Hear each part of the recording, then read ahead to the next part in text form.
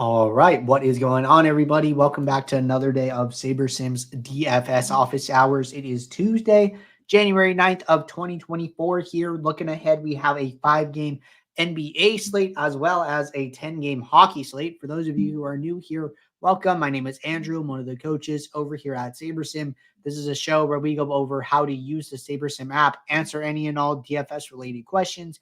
You get your questions in one of three ways here. First off, send us an email, support@sabersim.com. Second, post it live in the YouTube chat. Third way, post it in the office hours channel in our Discord server. If you're not in our Discord and want to get access to that channel, there is a link in the description of this video. You get access to our similar channels, individual sport channels, and access to the rest of the SaberSim team here. So can't say enough good things about the Discord. But with that said, we're going to jump right in here. Going to get the app pulled up and start with questions that came in the Discord as always. And if you guys have questions, you can always put them in the queue and we will be able to get to them from there. So first question here from Press came in last night.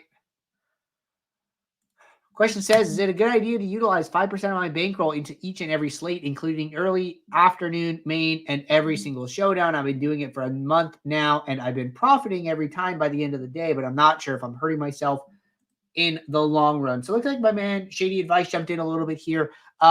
So not to get this confused, the 5%, the 2.5 to 5% range comes from the DFS profit plan, which is good. Glad to hear you're following that. But that is for all correlated slates combined. So what I would not do as an example tonight for NBA, I would not go put 5% of my bankroll into the main slate, 5% of my bankroll into the ninth slate, 5% into each of these showdowns, and then I end up playing 30% of my bankroll overall. What I would do is put 5% of my bankroll across all of these slates combined because these games overlap onto multiple slates. Like, whatever the night game is, probably this 5:30 game, both of these games really, even the Laker game is on the main slate today, but both of those games are going to be in the night slate. There's also, in the showdowns here, the 7:30 and the 5:30, I'm on the West Coast here. So, I don't want to have, 5% on each individual slate. That's a lot of risk. I want to do 5% total. So remember, it's correlated slates. Definitely an important clarification there. So glad that you brought it up. Next question. Question says, been using this product for a couple of days. My post-sim ROIs are consistently positive, especially when I do not try to mess with exposures. Basically, I just feel like my lineups are too chalky. What are some ways to revise your lineups to get less chalky constructions? Or should I trust the sims? I'm hesitant to use SaberSim projections, build, run contest sims, and then just change uniques, and I'm done. It can't be that easy, can it? Okay, this is a good question.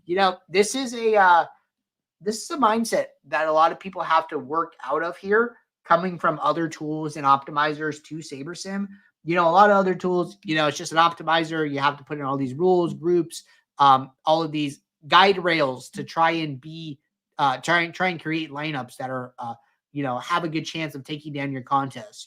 SaberSim is a smart optimizer. It is building your lineups with upside taken into account right out of the gate. You do not need to set rules and groups to get lineups that have stacking components, that have correlation in sports, where correlation is important, where players have upside. It's not just solving a knapsack problem, trying to fit in as many projected points as possible.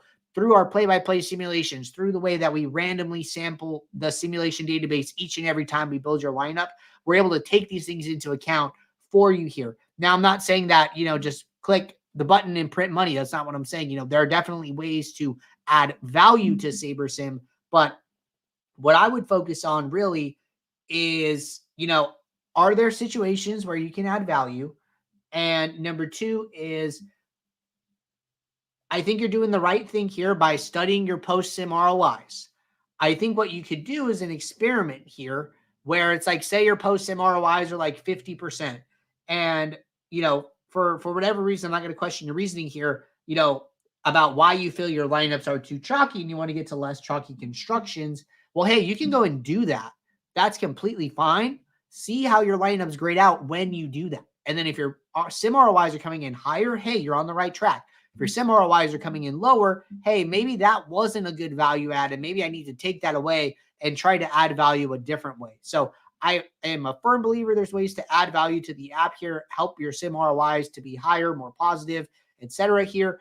You might just have to trial and error a little bit, and like that's okay. The good thing is that you're starting from a good baseline. You already have a high positive sim ROI, so that is the baseline that you're working with, and you can just go up or down from there and figure out what's working, what's not. But at least you know, hey, I'm starting from this good, solid place. So that's the way I would approach it.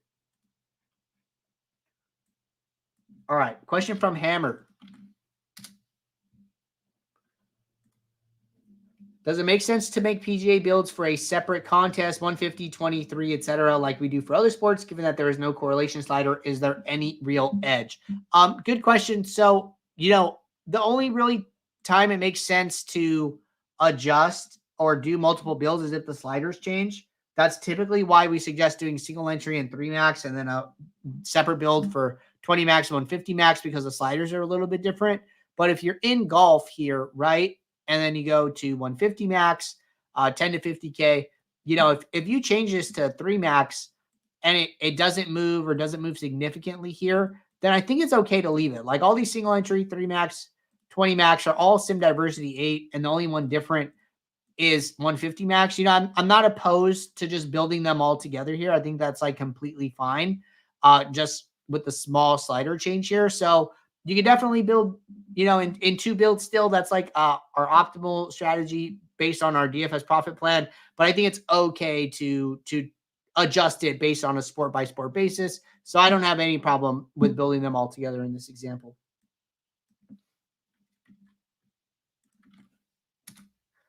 All right. Next question. What slate will be used for the players who play all 18 weeks in the mini max challenge? Good question. So for our end of the season free roll, we're still setting it up here, guys. You should still be getting an email with all the instructions and link to join the contest and all of those things.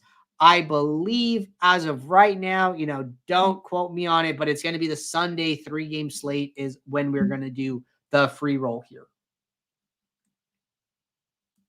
All right, question from Michael. I'm going to break it down into portions here just for easy reading. Question says, in NBA, do you think it could be detrimental to late swap when there's very little live data available and thus maybe more noise than data and subject to unreliable extrapolation? Okay, so, and then he gives an example here. Let's go step by step. So the example here is, take an example where one of the first games to tip off has Joel Embiid. Embiid plays the entire first quarter, has 30 fantasy points, and Philly is up by 15 real points. My sense from running the live sim is that the sims think he is now likely to have 75 points with a chance of 80 or 90%. Your ROI is dead if you don't have him, and build accordingly.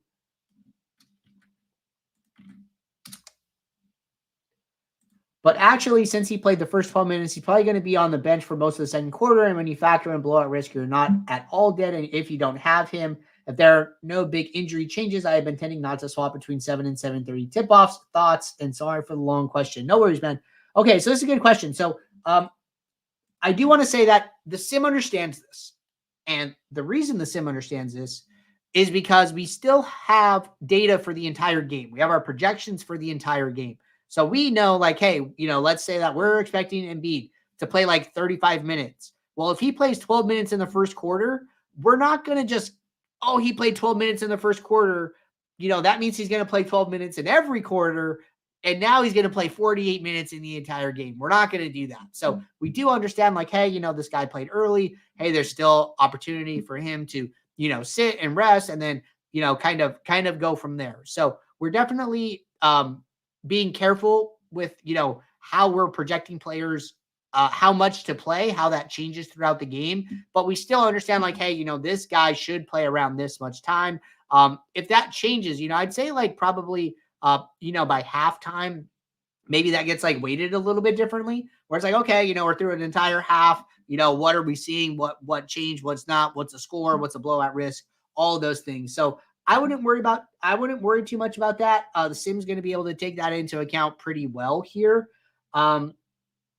from there, I do want to make one note. Do I think it could be detrimental to late swap? No, I don't. I'll be honest. I'm pretty okay like not swapping in the first window as well, just because just because these games start so late. Like tip off could be I'm on the West Coast, so slate lock is at 4. So tip off is like 4:10. Could be even like a couple minutes after that. Like we might be, by the time this next game locks, we might be like 5 to 7 minutes into the game.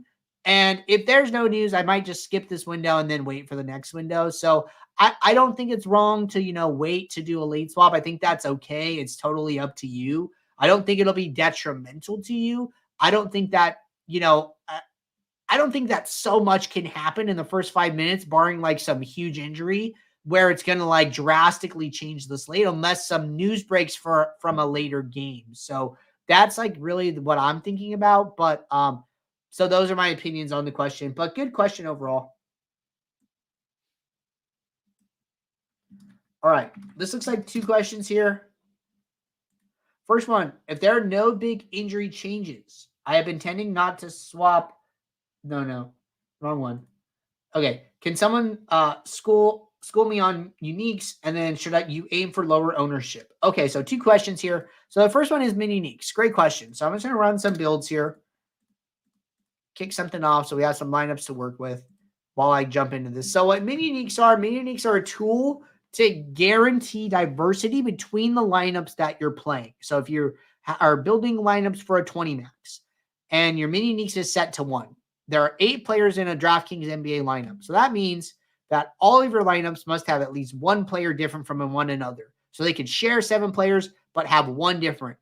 Well, the reason that this tool is important is because SaberSim does not understand risk management very well. It is a tool that is trying to build you high upside lineups, but it doesn't understand risk very well. So that's where human intervention comes very well into play here. That's where what your job is, in my opinion, is to manage the risk of your lineup sets that you're building. So in this example, we have 4 players over 85%.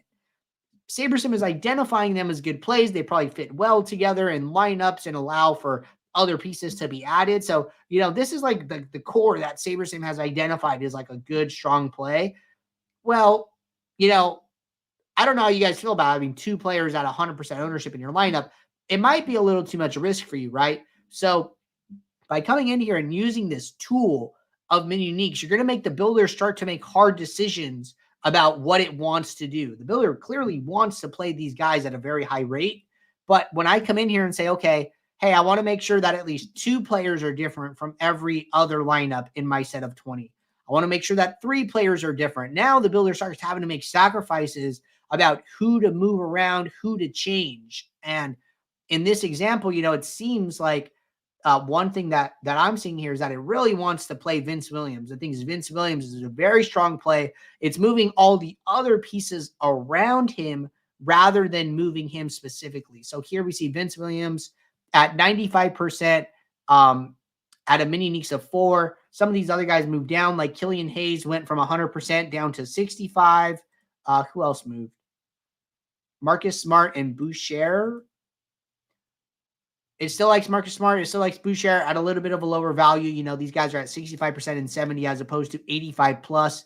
But but these are, what's going to happen. You're going to put the builder in a little bit of a strain where it's going to have to make some sacrifices and ultimately bring these exposures down, or almost, identify to you, hey, this is the player that I really like and that I really want to play. So you can gain some insight from there. But ultimately, one of the best things that you could have is a neutrally correlated set of lineups that all have that are all, similar expected value, because when one lineup does bad, that in theory, has less of an effect on your other lineups in your contest. So what you're going to see here is, rather than your lineups being clumped in your contest standings, all on one side, all on the other, all in the middle, they're going to be more spread out through the contest standings, and you're going to actually be able to visually see that by viewing the contest, like on the DraftKings app or something like that. Second question was, should you aim for lower ownership? I would say you don't have to. SaberSim is going to build you, lineups with ownership taken into account. If you're using Saber Score, if you're using contest sims, it's using the field lineups, and the field lineups create the ownership projections. So, I don't think that you like purposely need to. I think that Saber Sim is working it in at a rate that makes sense, but you definitely could if you wanted to. And one of the easiest ways to do that is to, increase your Saber Score. Like if you're playing on Saber Score 100 to 1K entries, the ownership weight is going to be higher if you go to like small slate 50K plus weight and take that into account. But I don't think it's something that you like actively need to seek out. All right. Good question so far. Jumping over to the YouTube chat. Thomas said, how do I get better ceiling lineups in NBA? Most of the time I get somewhat consistent floor lineups. What you can do here is change your sorting metric probably. So you could go and sort by your lineup percentile. So this percentile option, use 99th percentile. What this is going to do, it's going to show you, hey, in 1% of sims, this lineup scores 339.7 points. So basically what's happening is we are building your lineup, and then we're going back into the sims and we're saying, hey, how did this combination of 8 players do across all the sims that we use to create this lineup? And then from there, we're going to say, oh, we're going to basically create a lineup distribution. And then we're going to be able to look at all of the different percentiles here. So 1% of the time it's scoring 339 points. If I wanted to look at 95th, 5% of the time it's scoring 321. This top lineup is, right? So this is, basically shooting for upside at all costs, not taking into account some projection, not taking into account ownership, and strictly sorting by upside, which is what you said you were looking for. So you could try that out. All right. Question from Derek. For contest review sim ROI, are Saber Sim projections used or players' actual scores? Good question. So we're using the projections. So the way that the contest flashback works is that we take a single game simulation from each game on the slate. We play that out. We assign an ROI for each lineup, and then we do that 100,000 times. So the difference between the pre-contest sim and the post-contest sim is that the pre-contest sim is using our field lineups, and there are 10,000 field lineups. And these are our projected field lineups, what we think the field is going to play.